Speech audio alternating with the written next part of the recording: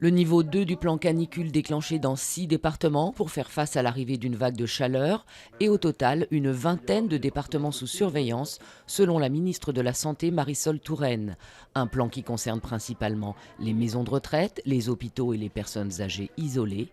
Météo France annonce des températures pouvant monter jusqu'à 39 degrés. 550 hectares de pins ravagés par le feu près de la station balnéaire de Lacanau, en Gironde. 200 pompiers sont à pied d'œuvre depuis jeudi pour combattre cet incendie, un travail compliqué par des vents tournants.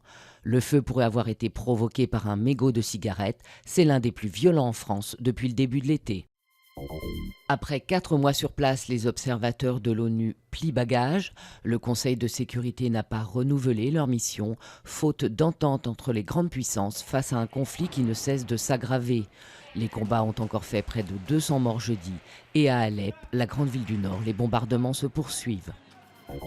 Un imbroglio diplomatique, c'est ce qu'est devenu le cas de Julian Assange avec la décision de l'Équateur d'accorder l'asile politique au fondateur de Wikileaks, réfugié dans son ambassade à Londres.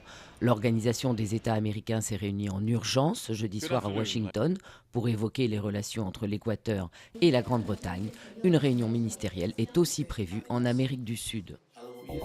C'était la Mecque du graffiti, Five Points, des entrepôts désaffectés à New York, investis depuis des années par des artistes. Une toile gigantesque mais menacée.